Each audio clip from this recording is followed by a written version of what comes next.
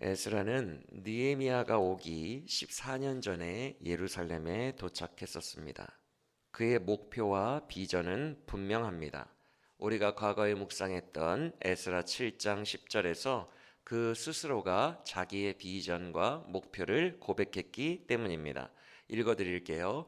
에스라가 여호와의 율법을 연구하여 준행하며 율례와 규례를 이스라엘에게 가르치기로 결심하였었더라. 이렇게 되어 있어요.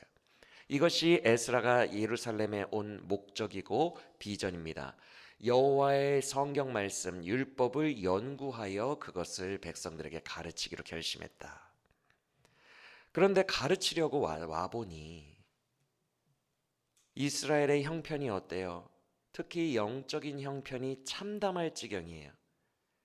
예루살렘 성전 예배가 제대로 기능하지 않고 거의 무너져 있다고 봐도 좋을 정도였습니다.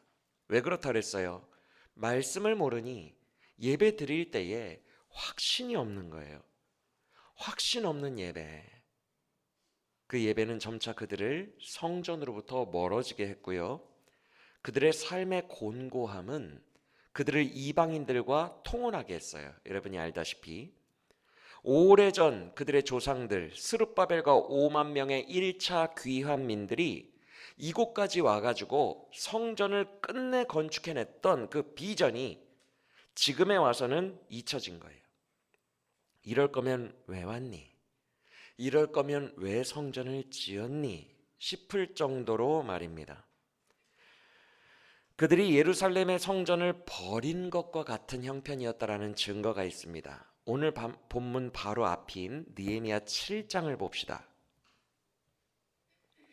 7장 4절을 보시면 느헤미야가 지금 성벽을 다 지었거든요. 6장에서 성벽은 지어집니다. 완공이 됐어요. 완공이 된 후인 7장인데도 예루살렘의 형편이 이 지경이었음을 우리가 알 수 있습니다. 7장 4절에서 뭐라고 합니까? 그 성읍의 규모는 되게 광대한데 정작 그 예루살렘 안에 거하는 주민이 적대요. 심지어 예루살렘 성 안에 건축되어진 민가, 가옥이 없대요. 그럼 사람이 산다는 얘기예요? 안 산다는 얘기예요? 지금 누군가 와서 지을 생각도 안 하고 있고요. 민가가 없으니 사람도 없는 겁니다. 지금 이때가 언제예요? 성벽을 다 완공한 다음에도 이래요. 즉 에스라가 14년 전에 왔을 때는 볼 것도 없고요. 성전이 예루살렘 중앙에 있거든요. 그런데 그 주변에 민가가 없어요. 이것은 버렸다는 거예요, 성을.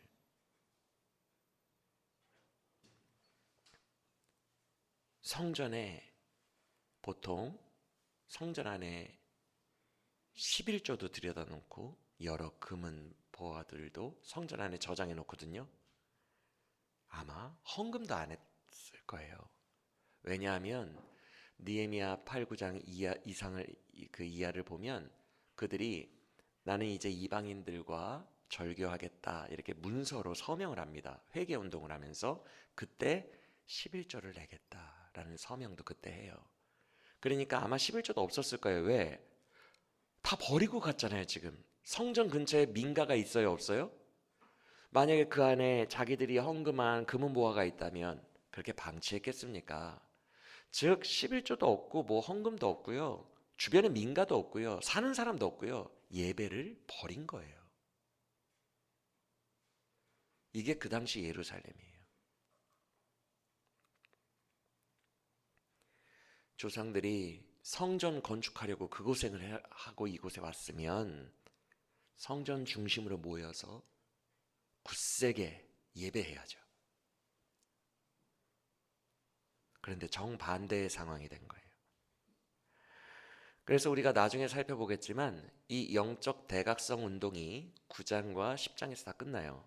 영적 대각성 운동이 끝난 후에 11장에 가보면 전체 인구의 10분의 1을 제비를 뽑아요. 그들이 제비 뽑기로 결의해서 전체 인구의 10분의 1이 예루살렘에 집 짓고 살기로 결의합니다. 대각성 운동이 끝난 다음에야 그런 결심을 해요. 이제는 안에서 집 짓고 살겠다고. 그리고 그 10분의 1 외에 자원하는 자들 몇 명도 함께 들어가서 집 짓고 살기로 하고요. 제비가 안 뽑힌 나머지 성 바깥의 이방인들과 통혼하면서 저 밖에 흩어져 살고 있던 사람들, 이방인들 근처에서 사돈 맺고 흩어져 살고 있던 사람들이 그들을 위해 진심으로 기도해주고 응원해주는 그런 하나의 나라가, 하나님의 나라가 그때에야 11장에야 완성이 된다는 거예요. 우리 그 내용 11장 1절 2절 한번 확인하면서 읽어볼까요? 11장 1절 2절 그 내용입니다. 이렇게 황폐하였던 예루살렘이 어떻게 인구가 들어서기 시작하는지 11장 1, 2절 시작.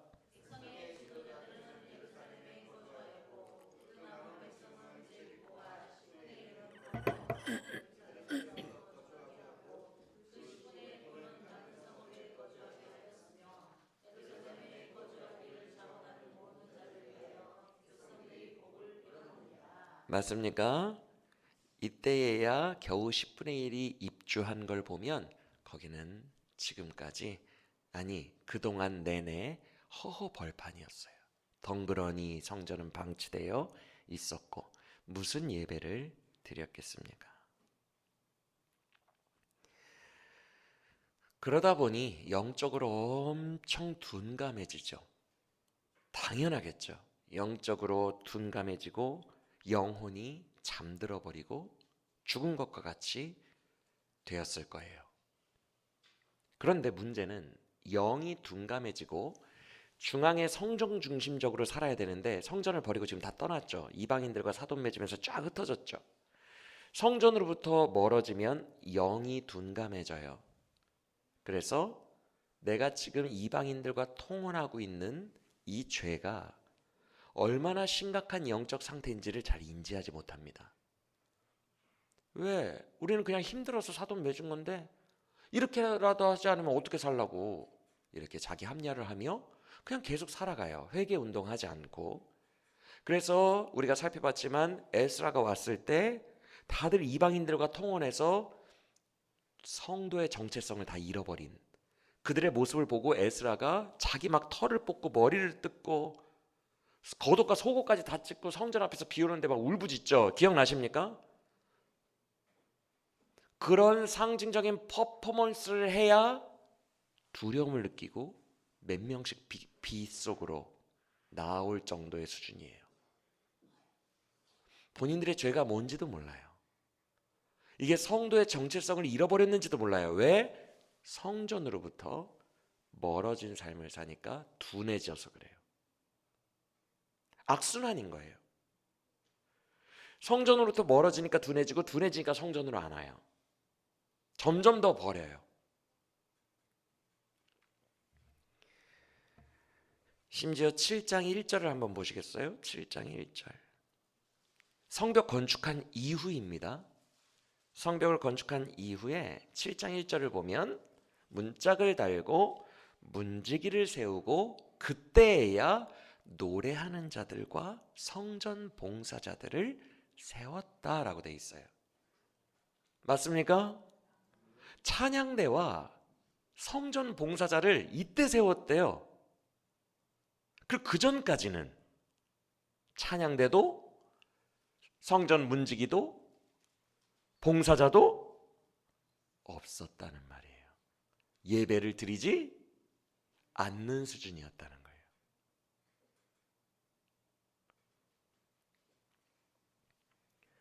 이거는요, 성도가 이 정도의 영적 상태가 되면 거의 손 쓸 수 없을 정도로 방치된 거예요. 느헤미야가 2장을 보면 혼자 예루살렘에 도착하자마자 장로들부터 만나지 않고 밤에 몰래 혼자 예루살렘 성벽의 상태를 점검합니다. 그때 예레미야가 이렇게 고백해요. 문짝은 다 불탔으며 성벽은 다 무너져 있더라. 그리고 심지어 이 무너진 성벽이 얼마나 정리조차 손도 안 댄 거예요. 무너진 채로 정리조차 안 돼 있어서 내가 탄 말이 지나갈 수 없는 지경이었더라 라고 2장의 느헤미야가 기록하고 있어요. 이건 방치예요. 사람이 자기 집에 돌담이 무너져도 그 정도로 방치하진 않아요. 사람이 못 지나갈 정도로 방치하지 않아요. 말이 못 지나갈 정도다. 아예 예루살렘으로 들어올 생각 자체가 백성들에게 없었다는 거예요. 성전에 올 생각도 없었다는 거예요. 이것은요, 제대로 된 신앙생활이 불가능할 정도로 지금 무너져 있는 거예요. 이방인들과 저쪽 바깥에서 섞여서 살고 있으니 마인드, 생각 모든 것들이 세속화되어 버린 거예요. 이제 분간이 안 되는 거예요. 이방인인지 유대인인지. 그래서 에스라가 14년 전에 와서 뭐야 이거? 이건 너무 심하잖아. 그래서 막 과격한 퍼포먼스를 하며 이들을 어떻게 했어요? 당장 지금 모이지 않으면 너희 집을 어떻게 하고 막 이렇게 협박한 장면 기억나시죠? 그렇게 욱박질러도 그들이 변화되지 않았던 거예요. 그들의 영적인 상태가 처참할 정도로 무너져 있었기 때문에. 사랑하는 여러분, 정도의 차이는 있을 수 있지만 우리의 영적 상태도 이와 같을 수 있어요. 예배에 오면 확신이 없는 예배를 드립니다. 원래는 이렇게 예배해야 되거든요. 예배 때마다 막 믿음이 내 안에 부어져요. 그리고 그 믿음 위에 은혜가 부어져요. 그래서 은혜를 받고 확신 속에서 주님 붙들어야 할진데 예배 때에는 확신 없는 예배를 드리고 공허하게 돌아갑니다. 왜 그럴까요? 내 삶의 형편에 너무 집중하고 있기 때문에 그래요. 이들이 왜 조상들이 지어놓은 성전을 버리고 점점 이방인들과 친하게 지내고 점점 사돈 맺었어요? 이들이 자꾸 노략질을 오고 약탈해 가고 내 삶에 집중하다 보니까 멀어지게 되는 거예요. 점점 타협하게 되는 거예요.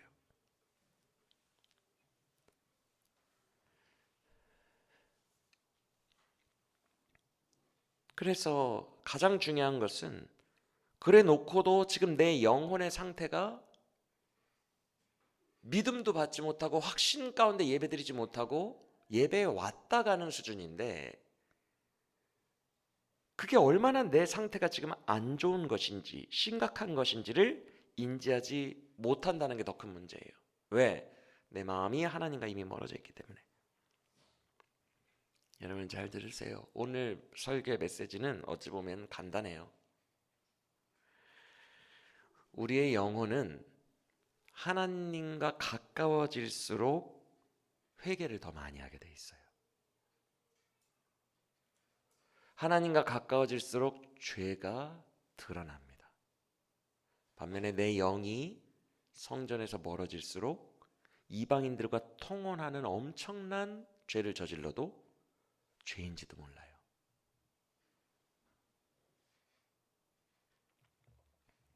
바깥에 있을수록 나 이 정도면 그래도 괜찮게 사는 거 아닌가 이런 생각이 많이 들고 주님께로 나아올수록 내 죄가 너무 무거워 감당이 안 되는 것을 느끼게 돼요. 그래서 죄가 관영한 곳에 은혜가 넘치는 거예요.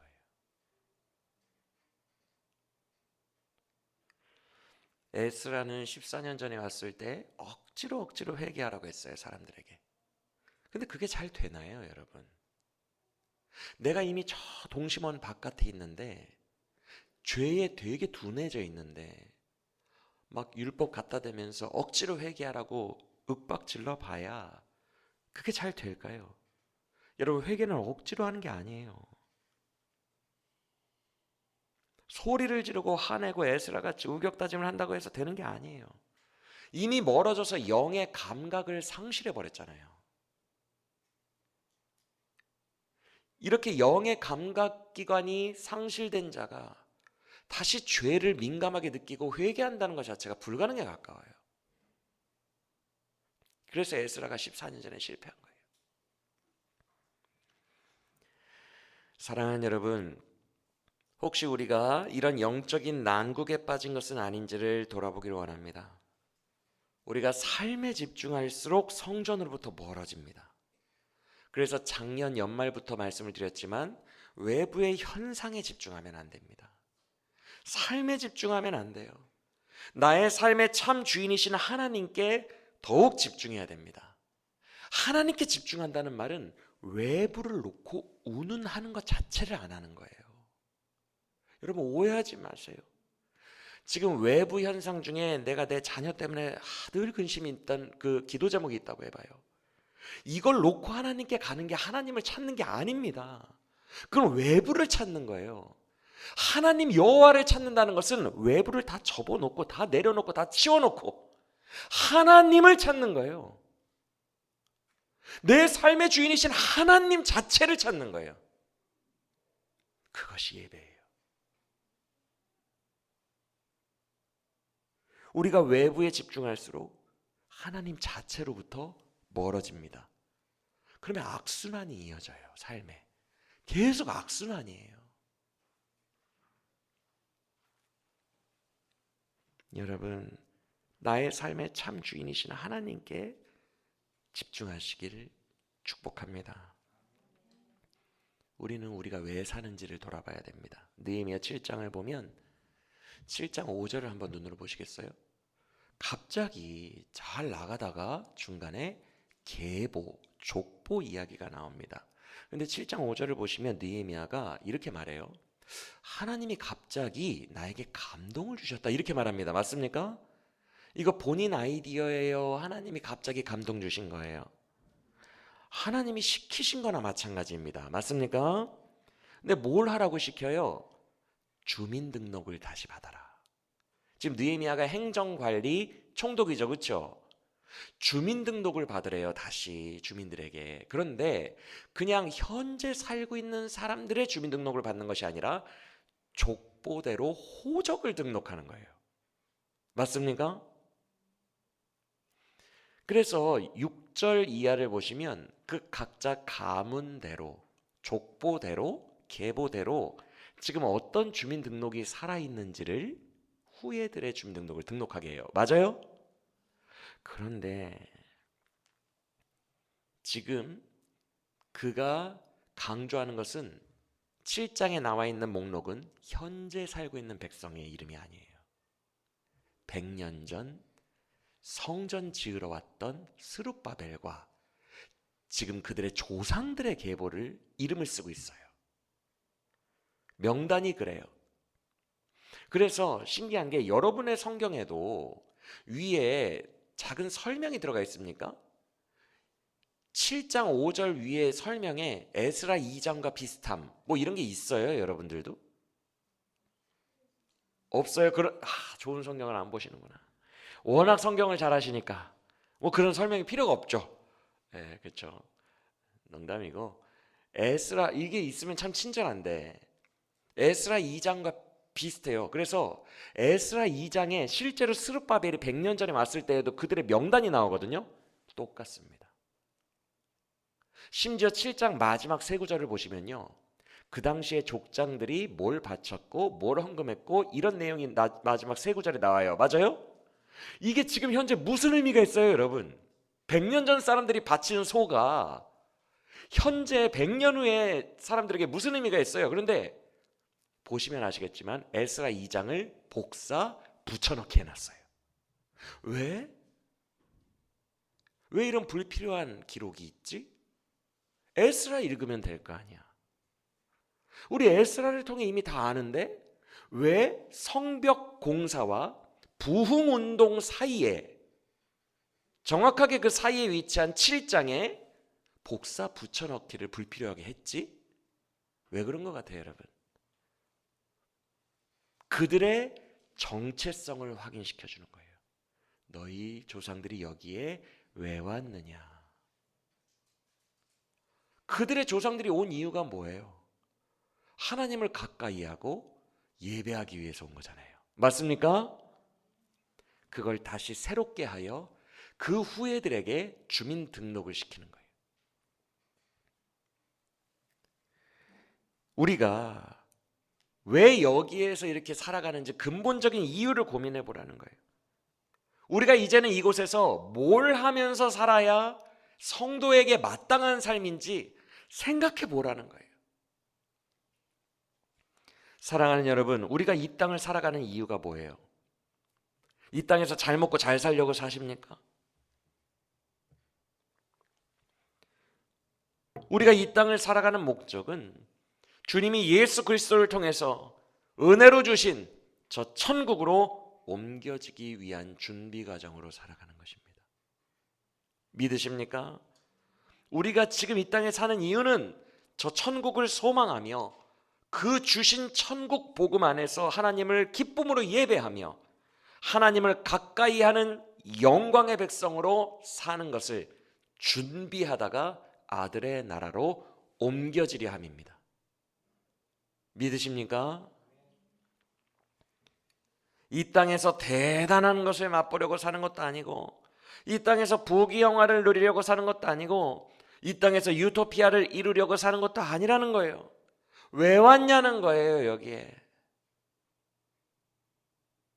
이방인들과 통혼하고 먹고 살려고 왔느냐는 거예요. 지금 애초에 당신들의 조상들이 왜 왔냐는 거예요.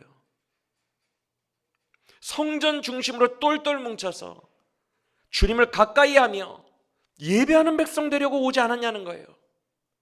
여러분, 우리는 왜 구원받았어요? 잘 먹고 잘 살라고 구원받았어요. 그 구원을 찬양하며 그 구원을 누리며 그 구원 안에서 주의 영광을 예배하기 위해서, 그의 영광의 덕을 선전하기 위해서 살아가고 있는 것 아닙니까? 그의 통치 안에서 주님과 동행하기 위하여 이제는 그의 복음 안에서 피조물의 형상을 회복하여 순종하는 삶을 살아드리기 위하여 우리가 구원받은 것 아니냐는 거예요. 우리가 왜 살아야 되는지 그 이유부터 다시 한번 분명하게 점검하는 우리 모두가 되기를 원합니다. 여러분, 우리의 소망은 이 땅에 있지 않습니다. 이 땅의 소망을 두고 외부의 것에 집착을 하는 순간부터 악순환이 계속될 겁니다. 내 영은 은혜를 잘 못 느끼게 될 거예요. 메말라질 거예요. 우리의 소망을 보이지 않는 하나님의 나라에 두고 살아가는 우리 모두가 되시기를 예수님의 이름으로 축원합니다. 근데 혹시 목사님, 내 영혼이 많이 무너져 있는 것 같아요 라고 생각하시는 분들이 있습니까? 하나님으로부터 지금 거리감이 있게 느껴집니까? 내 정체성 이야기를 지금 들으니까 맞아, 나는 그렇게 살아야 되는데, 성도라면 그 이유와 목적으로 살아야 되는데 나 왜 이러나? 회복하고 싶은데, 나도 은혜 받고 싶은데 뭘 어떻게 해야 할지도 잘 모르겠고, 나는 늘 악순환의 굴레에 있는 것 같아서 메마르고, 은혜는 어떻게 받아야 되는지 모르겠어서 부흥회 가야 되나? 뭐 치유 집회나 기도원 가야 되나? 나 어디 가야 되나? 이렇게 방황하고 그런 마음들이 혹시 여러분에게 있습니까? 사랑하는 여러분, 하나님은 구원의 말씀을 저 하늘에 두신 것도 아니요, 저 땅 아래에 스올에 두신 것도 아니요, 너희의 가까이에 너희 입에 두었느니라 라고 말씀하십니다.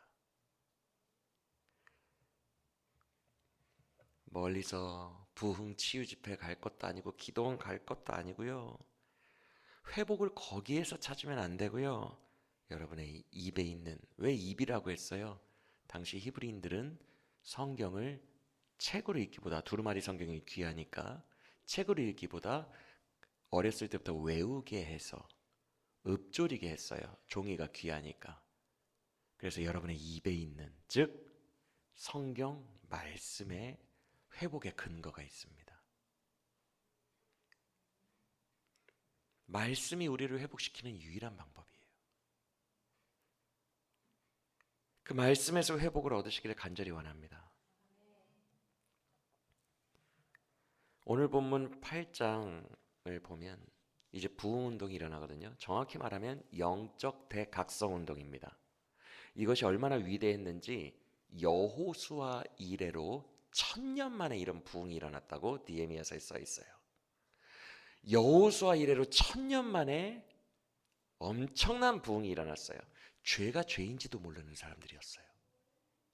영이 둔해져 가지고 뭐가 죄인지도 모르고 살아왔던 사람들인데 대각성이 일어납니다. 영적 대각성 운동.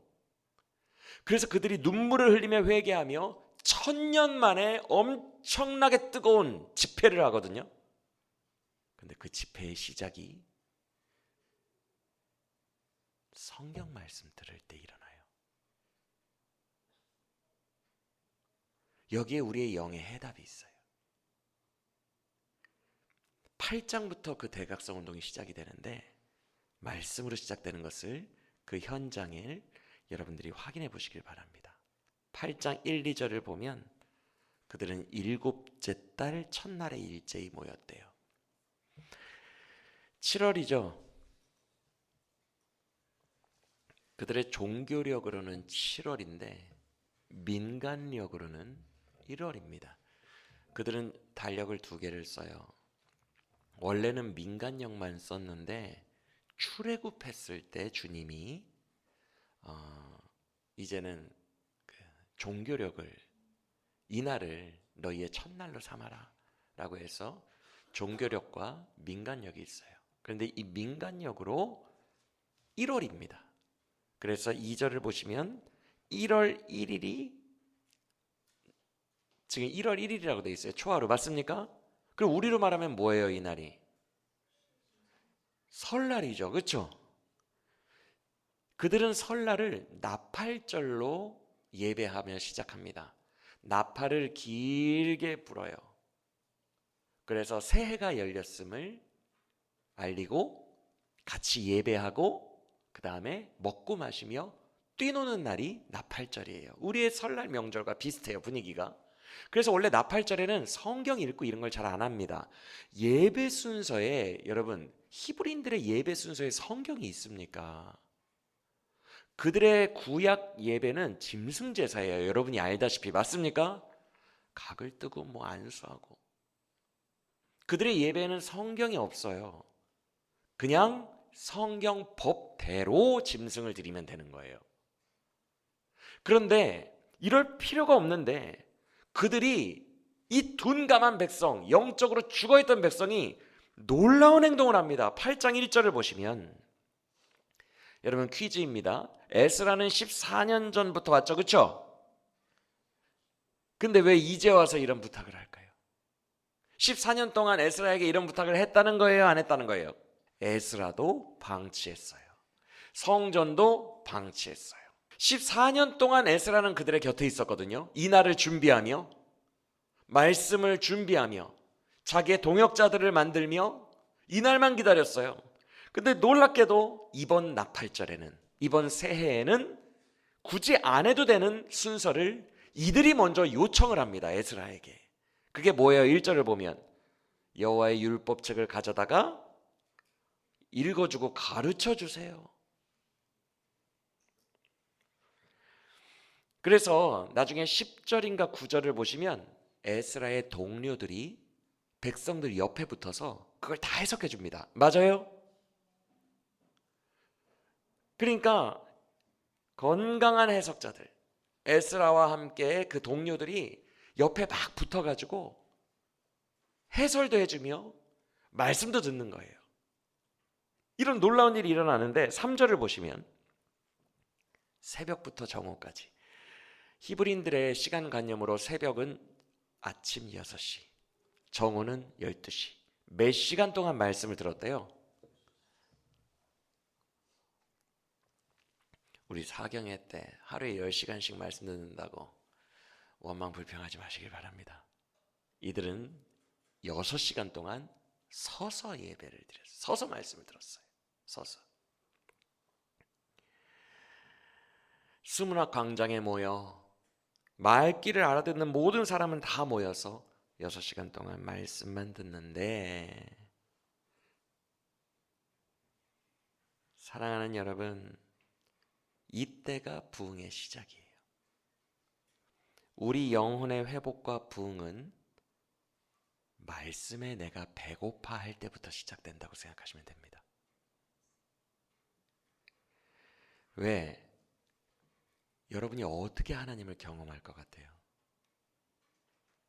내가 어떻게 하나님이란 존재의 성품과 그의 계획과 그라는 분에 대해서 어떻게 알까요? 우리가 계시를 통해 알 수밖에 없어요.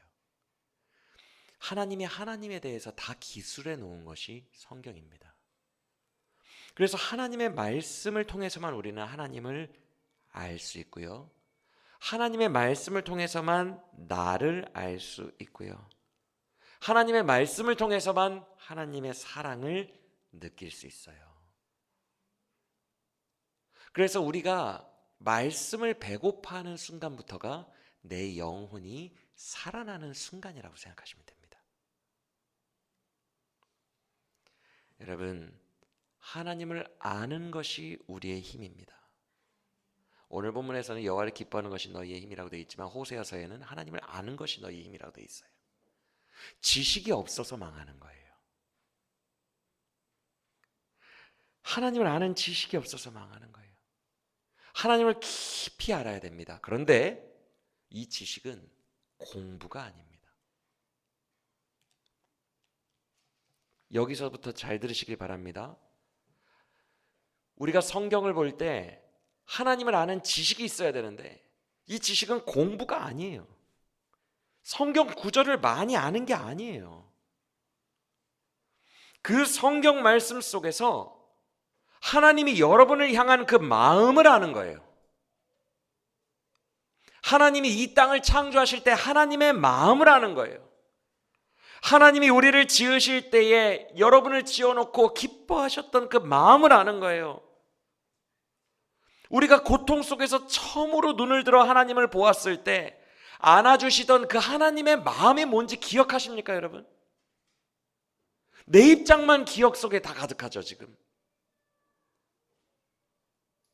내가 받았던 고통, 내 입장에 내 감정들만 기억에 가득하죠. 그 순간순간 나를 지으시고 너무 기뻐하신 하나님, 나를 구원하시고 나를 처음 죄악 가운데에서 더러운 옷을 벗겨주시며 예수 그리스도의 새 옷으로 입혀주시며 안아주실 때 그 하나님의 마음, 여러분이 깊은 늪에 빠졌을 때 여러분의 손을 잡아 일으키신 하나님 아버지의 마음, 여러분이 탕자처럼 하나님을 떠나 먼 나라로 가서 돼지 사료라도 먹으려고 하지만 주는 사람이 없어 울부짖을 때에 날마다 여러분을 기다리시던 하나님 아버지의 마음, 그 마음이 성경에 다 기록되어 있다는 거예요. 이 마음을 아는 지식이 우리의 힘이에요. 성경의 역사를 공부하라는 게 아니라, 성경을 많이 하려는 게 아니라, 내 감정, 내 외부, 내 기도 제목, 내 자녀 문제, 내 사업 문제, 그런 거에 아니라 성경으로 나아가 하나님 자체를 찾으시라는 말입니다. 성경 속에 담긴 하나님의 마음, 여러분을 향한 하나님의 마음을 느끼라는 거예요. 그것이 여러분의 힘이 될 것입니다. 그것이 여호와를 가까이 하는 거예요. 그래서 성경에만 답이 있어요. 성경 속에 우리의 영의 회복이 있어요. 그러니까 이들이 성경으로 시작한 이 운동이 1000년 만에 대부흥 운동을 일으킨 겁니다. 지금 대한민국 교회가 다시 초대교회로 돌아가자, 부흥하자 아무리 외쳐도 신비주의로 안 됩니다. 한계가 있어요. 정치적 연합으로 안 됩니다. 우리에게 만약 다시 부흥이 온다면 성경으로 시작하게 될 거예요. 그 속에 있는 하나님의 마음 앞에 1907년 평양 대부흥운동이 말씀 사경회 때 3일 내내 성경만 해석 듣다가 갑자기 장로님 한 분이 나와서 자기의 죄를 울며 고백하며 시작되더니 그 성경 말씀 앞에 너도 나도 자기의 죄를 고백하며 죄가 터져나오고 그 가운데 성령께서 복음으로 임하셔서 평양 대부흥운동이 일어나 한국교회가 이렇게 되었어요. 사경회로 시작한 거예요.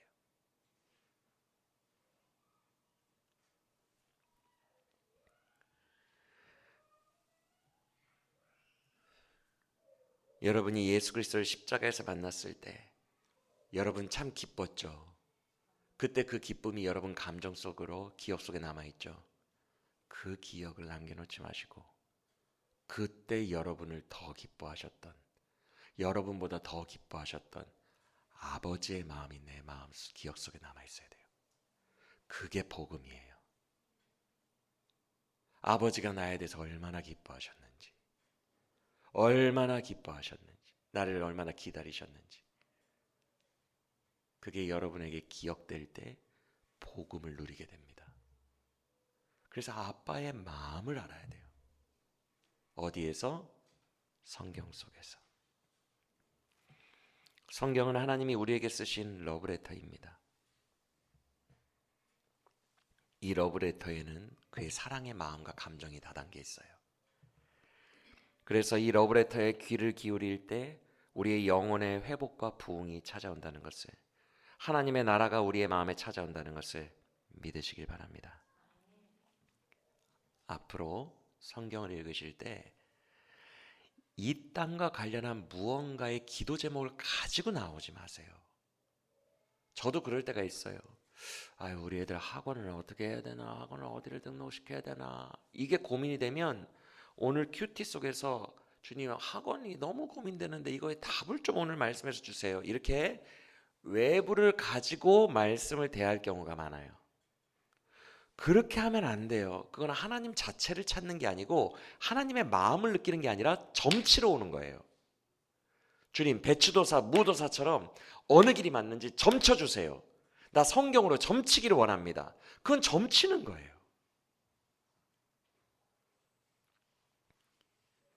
성경을 읽을 때에 하나님의 마음을 읽어내려고 해야 돼요.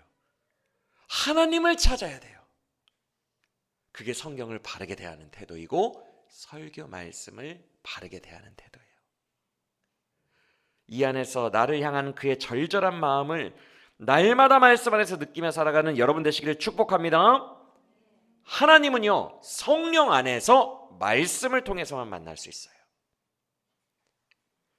다른 방법은 없어요. 다시 하나님을 가까이 해야만, 말씀 안에서 주님 만나고 주를 가까이 해야만 무너진 우리의 영혼과 삶의 근본적인 회복이 찾아온다는 것을 믿으시길 바랍니다. 북한에서 도망 나온 청소년들을 돌보는 사역을 하시는 목사님이 계세요.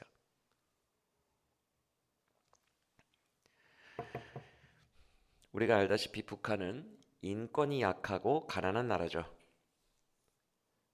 이게 벌써 몇 년 전 그 선교사님의, 그 목사님의 간증인지 몰라요. 몇십 년 전 간증인데, 그때 북한에서 탈북한 청소년들을 사역할 때 그 청소년들에게 들은 이야기가, 그때 당시에요, 지금은 경제가 더 어려워졌어요, 북한이. 그래서 막 북한도 난리죠. 그때 당시에 사람이 사람 고기를 먹었대요.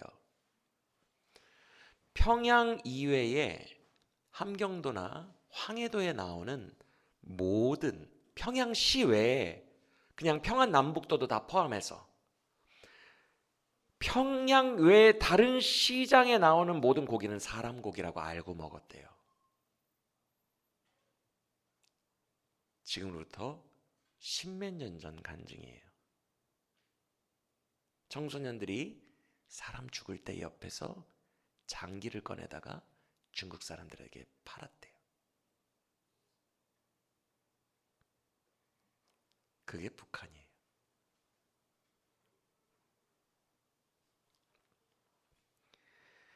그러다 보니 애들이거든요. 지금 현준이, 아린이 같은 애들이에요. 그런데 그게 사람 고기인 줄 알고 먹고 죽이는 데 동참합니다. 마음속에 분노가 가득하고 황폐해져 있어요. 사람 고기를 먹고 있는데도 본인들이 짓고 있는 죄의 심각성을 전혀 몰랐대요. 이 목사님이 말하기를. 늘 세상 탓만 했대요. 그럼 먹고 살아야지 어떻게 해요? 나도 먹고 살아야지. 굶어 죽을 거예요? 늘 세상 탓만 하며 그게 죄인 줄도 모르고 사람 고기를 먹으며 사람을 죽이며 장기를 팔며 살았대요. 청소년들이. 마치 이방인과 결혼 안 하면 뭐 어떻게 하라고요? 그들이 맨날 노략질해 가는데 죽으라고요? 그러면서 성전을 떠나 멀리 이방인들에게 흩어져 살더니 이방인과 통혼한 게 죄인 줄도 모르고 살았던 유대인들과 똑같아요. 그들의 영혼이 죽어 있는 거예요. 황폐해져 있는 거예요. 그리고 그들은 절대 옆 사람을 믿지 않습니다. 북한 사람들은. 왜? 내일 잘못하다가는 시장에 나오는 고기가 누가 될 수 있어요? 내가. 절대 믿지 못해요. 한국에 정착해서 한국 사람들을 못 믿습니다. 불신이 가득해요. 그 청소년들 데리고 사역을 하시는데 그들의 마음이 바위처럼 단단하대요. 바늘로 찔러도 피 한 방울 나지 않을 정도로 애들인데 마음이 단단해져 있어요. 그래서 그들이 절대 안 운답니다. 울지 않는데요, 애들이. 눈물이 사라졌대요. 강해 보이려고 한대요. 그런데 이 목사님이 보니까 그들의 내면은 썩어 문드러져서 실제로는 너무 두려움이 많고 공포와 불안감과 두려움 속에서 하루하루를 죽지 못해서 떨며 살고 있는 약한 애들인데, 완전히 마음이 무너져 있는 애들인데 일부러 강해 보이려고 한대요. 안 그러면 살 수 없으니까. 그래서 놀라지 마세요. 이 교회 안에서 애들이 싸우는데 칼 들고 싸운대요.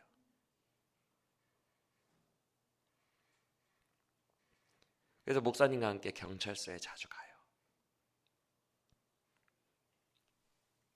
그러다가 그 목사님이 결심을 해요. 이 바위같이 단단한 애들이 어떻게 회복되지? 야만인처럼 살아가는 이 아이들이 어떻게 바뀌지? 그 목사님이 뭘 택했을까요? 성경. 주의 말씀 외에는 위력이 없다라고 생각한 거예요. 그래서 이 목사님이 애들을 가르치기 시작하는데 1년 동안 애들을 다 불러서 그냥 교회에서 합숙시켜버립니다. 목표는 분명합니다. 1년 동안 성경 100독하기. 그래서 하루에 8시간 성경 읽게 하고요. 중간중간에 이 오늘 본문에 있는 레위인들처럼 해설을 해줍니다. 목사님이. 8시간 성경 읽고 해설하고 하루에 3시간씩 기도. 총 11시간 동안 합숙하면서 1년 100독을 목표로 애들이 살아가요. 그러면 여러분 퀴즈. 얘네들이 이거 좋아할까요? 도망갈까요? 여기는 북한보다 더하다. 나를 북한으로 돌려보내줘. 그래서 교회를 탈출하기 시작했대요. 애들이 교회를 탈출해서 어디서 발견되겠어요? 탈출한 애들이 경찰서에서 발견되죠. 그래도 얘들은 호시탐탐 이 지옥에서 탈출해야지 탈출할 생각만 했대요. 그래서 성경을 읽는 시간은 그들에게 자는 시간. 성경 읽기가 끝나면 교회 내에서 술 먹고 칼 들고 싸웠대요. 목사님이 지쳤어요. 그리고 이때 목사님에게 가장 힘들었던 게 세 목사님이 같이 사역했거든요. 두 분이 성경으로도 안 되네. 얘네는 구제불능이야. 그러면서 두 분이 떠났어요. 책을 쓴 이 목사님 한 분만 남았어요. 동역자들이 그 영혼들을 포기하고 떠났을 때 이분들 가장 큰 위기가 찾아옵니다. 빛이 안 보였어요. 그런데 이 목사님이 고백합니다. 저는 성경 말씀 속에 능력이 있음을 믿어요. 그래서 꾸준하게 가르쳤대요. 끝까지. 포기하지 않고. 근데 재미있는 것은요, 요 녀석들이 이 지옥을 벗어나야겠다. 성경 지옥. 그래서 탈출했는데 예전에는 경찰서에서 발견되던 애들이 탈출했다가 다시 교회로 제 발로 와요. 밥 달라고. 그리고 다시 졸면서 성경 말씀을 또 들었대요. 그러다가 못 견디겠으면 또 탈출했다가 밥 달라고 또 들어온대요. 그게 기특하게 변화된 거예요. 그런데 시간이 지나고 지나서 그 바위 같은 아이들의 마음이 녹아내립니다. 조용한 기적이 일어나요. 그게 성경의 능력이에요. 조용히 기적이 일어나고 있다가 그 아이들이 어느 순간 변화되기 시작하는데 스스로 고백합니다. 목사님, 저 성경 읽다 보니까 무엇이 죄이고 무엇이 나쁜 것인지를 알게 되었어요. 그러면서 내가 살기 위해 사람의 장기를 적출했던 아이는 지금에야 돌아보니까 그게 제 죄입니다. 이제야 아는 거예요. 살기 위해서 그랬어요. 세상이 나쁜 거잖아요. 이렇게 말했던 단단한 아이들이 주님의 말씀을 읽고 보니까 사람의 장기를 적출했던 제가 죄인입니다. 앞으로는 정말 거룩하게 살고 싶습니다, 목사님. 이런 말을 하더래요, 애들이. 그들이 그 다음부터 하나둘씩 자기의 죄를 하나님 앞에 고백하기 시작해요. 그러면서 거룩하게 살고 싶은데 순종하지 못하는 내 모습에 아이들이 괴로워하기 시작했대요. 아는데도 순종이 안 되는 걸 이제 보는 거예요. 아는데도 자꾸만 죄를 짓는 내 모습 속에서 나는 왜 이러지? 하며 내 안에 숨겨진 원죄를 발견하기 시작합니다. 그런데 신기한 것은 아까 전에 뭐라고 했죠? 주님을 가까이 하면 죄가 더 많아지고 회개가 더 많아지는 것처럼 느껴지는데 대신 뭐도 넘친다고요? 복음 안에 있는 은혜도 넘친다 그랬어요. 이 아이들이 원죄를 느끼고 이제 답답해합니다. 목사님, 왜 저는 결심해도 변하지 않죠? 왜 제 안에는 죄라는 커다란 존재가 있는 것 같죠? 이러면서 자기 자신을 너무너무 괴로워하는데 그럴수록 애들이 은혜를 받는 거예요. 이런 나를 사랑하신, 내 죄보다 더 크신 하나님의 사랑이 그들의 말씀 안에서 그들에게 부어지는 거예요. 내가 너를 사랑하고 포기하지 않는다. 내가 예수 그리스도를 보내요. 너를 구원했단다. 라는 이 복음이 절망적인 그들 안에 부어지니까 애들이 회개와 함께 기쁨의 은혜도 받는 거예요. 오늘 본문을 보면 그들이 처음에 울어요. 근심하며 울어요. 근데 여호와를 기뻐하라 라고 했더니 그들이 기뻐합니다. 두 마음이 공존하는 거예요. 하나님의 성경 말씀의 임재 안에서. 죄로 인한 눈물과 나를 용서하신 은혜가 내 안에 같이 임하는 겁니다. 그래서 울다가 웃다가 기뻐 뛰노는 거예요.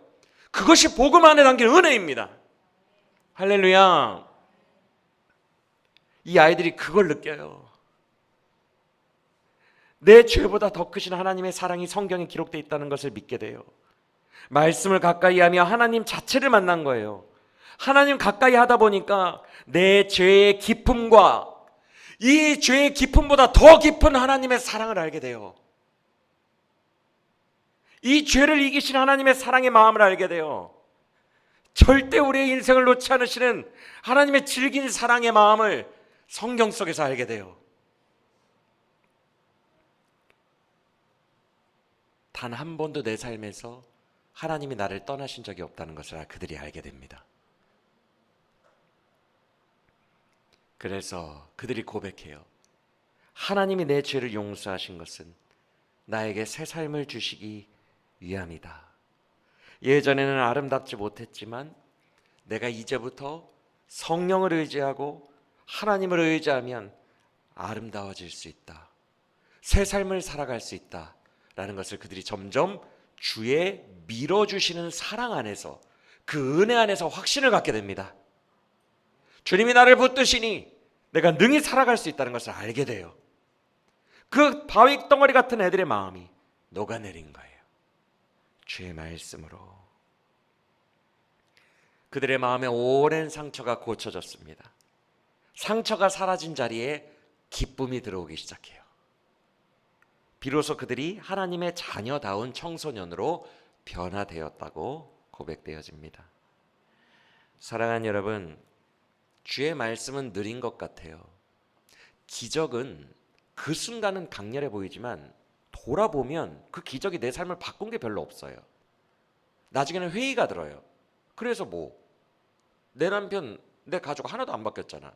그래서 기적은 그 순간은 강렬하나 여운이 전혀 없어요. 말씀은 강렬하게 오지 않고 천천히 옵니다. 조용한 변화가 일어나요.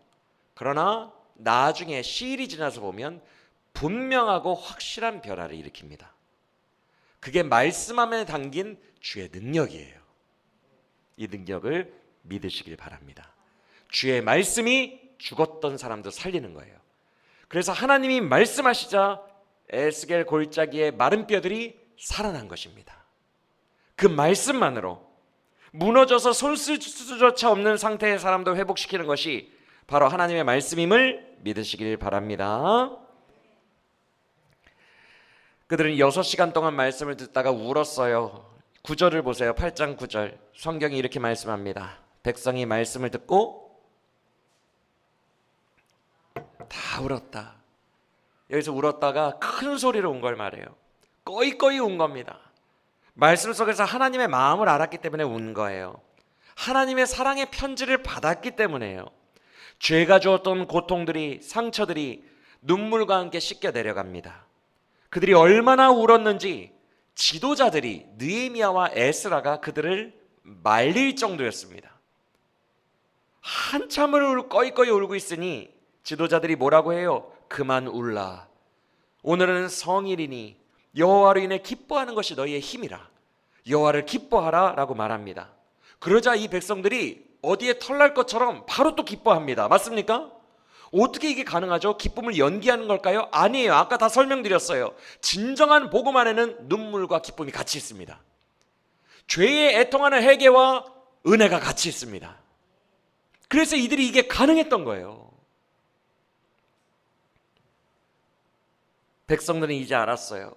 여호와로 말미암아 기뻐하는 그 느낌이 뭔지를 복음 안에서 알게 되었어요. 하나님의 말씀은 우리의 마음을 바꾸십니다. 우리 마음에 세상이 줄 수 없는 참 기쁨을 주십니다. 이 기쁨이 우리의 삶을 변화시키는 줄 믿으시길 바랍니다. 그래서 12절을 보시면 8장 12절을 보시면 그들이 가난한 사람들에게 음식을 나누어 줘요. 여러분, 이 사람들 원래 일했던 사람들입니까? 아니면 동족이고 뭐고 고리대금으로 피 빨아먹었던 사람들입니까? 우리 지난 시간에 배웠죠? 그렇게 강박하던 사람들인데 여호와의 기쁨이 내 안에 임하니까 내 거 먹어 하면서 나누어주기 시작하는 거예요. 그들 안에 이 기쁨으로 가득했어요. 예전에는 그들이 할 수 없었던 일을 복음의 능력이 임하자, 말씀 안에서 복음의 능력이 임하자 능히 할 수 있게 변화된 거예요. 할렐루야. 오늘 본문의 마지막 구절인 12절 다시 한번 눈으로 보세요. 이렇게 말씀합니다. 모든 백성이 먹을 것을 나누어 주며 크게 기뻐한 이유는 그들이 뭐 했기 때문에? 말씀을 듣고 이해했기 때문에. 여기에 우리 인생의 답이 있습니다.